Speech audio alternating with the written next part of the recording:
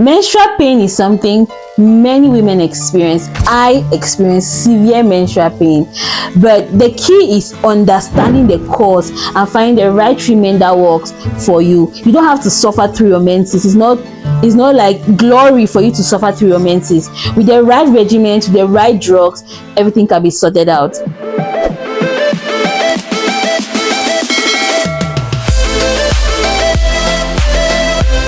Ever wondered why some periods are more painful than others?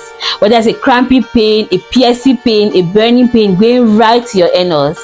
Have you ever found yourself curled up on your bed due to period pains? Then this video is for you. Understanding your body helps you better take control of your health. Hi guys, welcome back to my channel.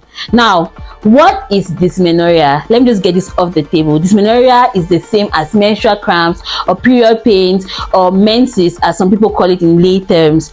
Now, there are two types of dysmenorrhea: primary dysmenorrhea and secondary dysmenorrhea. Let me ask you a question.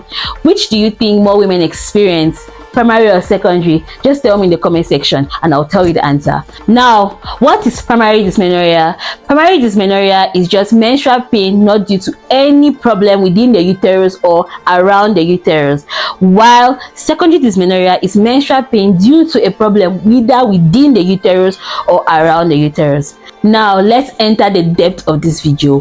Why do you experience menstrual cramps? What is happening? What is happening to your body that you're experiencing pain? Now, for me to explain to you everything that occurs, I'm going to teach you two things: the anatomy of the uterus and the physiology occurring in the uterus.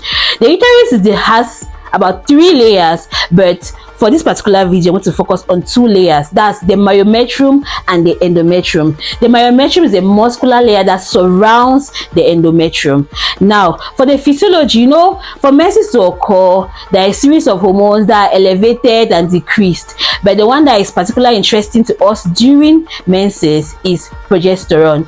So, when your menses is about to occur, a hormone known as progesterone drops in its level. This drop causes a rise in another hormone known as prostaglandins. Prostaglandins has a lot of functions, and among these functions, it causes contraction of the myometrium. Remember, I told you that the uterus has 2 layers: the endometrium and the myometrium. The myometrium, as the name says, muscle, is a muscular layer surrounding the endometrium. So now this prostaglandins causes now this myometrium now to contract, and when it contracts, it causes the occlusion of blood vessels or the constriction of blood vessels. And when these blood vessels are narrowed, it causes decreased blood flow now to the uterus. And when it causes decreased blood flow to the uterus, it leads to what? Hypoxia. And whenever there's hypoxia in the body, there is pain. So you just have this picture in your mind, like you squeezing a ball, and the cause of why the ball is squeezing is prostaglandins. So the more prostaglandins, the more the ball is going to be squeezed and the more the pain. And that's why you usually experience more pain at the beginning of your menses, because the prostaglandins levels are high. Why? So as to be able to remove all the blood, the endometrial lining, the remnants of the egg, and that's why the prostaglandins is usually elevated at the beginning of your menses. And that's why the contraction is going to be more, the occlusion is going to be more, the hypoxia is going to be more, and the pain is going to be more. So just imagine you're squeezing a ball, and what's causing your hand to squeeze the ball is prostaglandins. So prostaglandins is the cause of everything. It's the cause of why you're experiencing that harsh pain in your lower abdomen. It's just your body trying to remove all the remnants which were not used for pregnancy.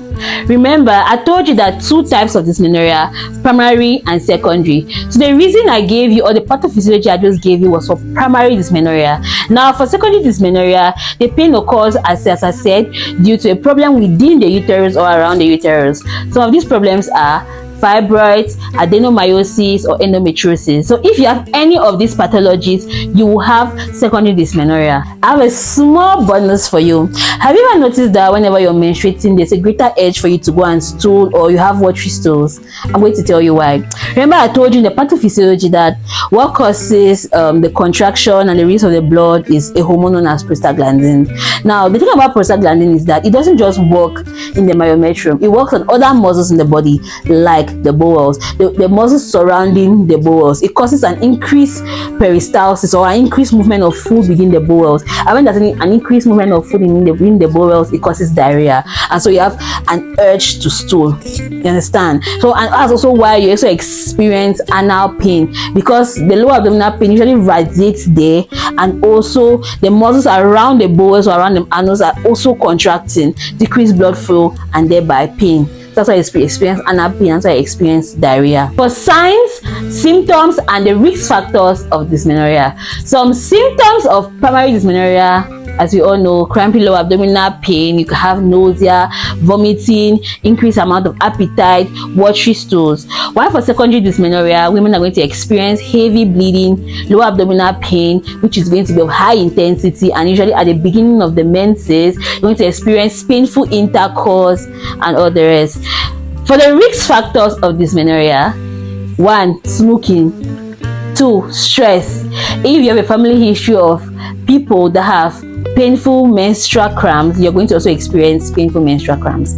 I have a quick question for you. Have you ever noticed that when you're stressed, your period is more painful? If you have experienced this, just tell me in the comment section. Have you ever noticed that when you're more stressed, your period is more painful? Tell me. Now, for the treatment of dysmenorrhea, there are some home remedies you can do at home, like using heating pads, exercising, or relaxing. Now, for the drugs you can take for dysmenorrhea, remember the pathophysiology I told you. The drugs are based on the pathophysiology. Remember, what was the problem? Tell me in the comment section. Prostaglandins. So the drugs you're going to take is going to inhibit prostaglandins. Remember, if there's no prostaglandins, there's no contraction, no decreased blood flow to the uterus, and thereby no hypoxia, and thereby no pain, because wherever there's hypoxia, there's pain. So I'm going to move out the cause of the problem, which is prostaglandins.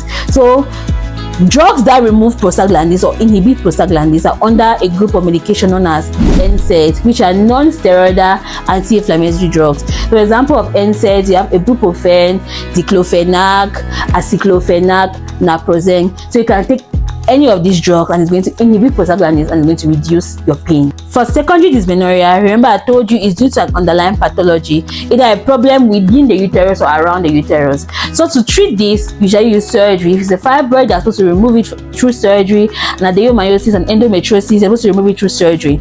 Now, if it's another problem, there are other medications they can use. They can give you hormonal replacement therapy, and it's going to sort the whole thing out. If you ever experience a change in the intensity of your menstrual pain, for example, during your early years of life, when your menses began, the pain was subtle, was not that intense and everything, and then now it's more intense. You can't even do anything, you can't walk. Don't just brush it off that no, it's normal. It's not normal. Make sure you go and see a gynecologist, a medical practitioner. They should run you some labs and just rule out if you have secondary dysmenorrhea. Don't just say, oh, it seems, no. It's better for it not to be than for it to be, and let it grow. It's nice for you to have like a menstrual diary, and within this menstrual diary you can write what worsens your menstrual pains, what reduces it. If during this period your flow was heavier, was lesser, or maybe when you lied down it relieved it, or when you drank sweets it relieved it. It's good for you to be able to track your menses and be able to do a follow-up, so that if any problem comes up within the line or along the line, you can be able to catch it up and pick it up very quickly. So today, an advice for you is for you to get a menstrual diary. Track your menstrual period, and even within this menstrual diary, you can be able to know how to calculate your menstrual period. And I'm going to teach you how to calculate your menstrual period in my next video. Menstrual pain is something many women experience. I experience severe menstrual pain, but the key is understanding the cause and finding the right treatment that works for you. You don't have to suffer through your menses. It's not like glory for you to suffer through your menses. With the right regimen, with the right drugs, everything can be sorted out. Now, if this video was helpful, if you learned something, please help me share the video. Hit the red subscribe button for weekly health tips. See you in my next video. Bye bye. It's Harry's Health Tips. Take care of yourself.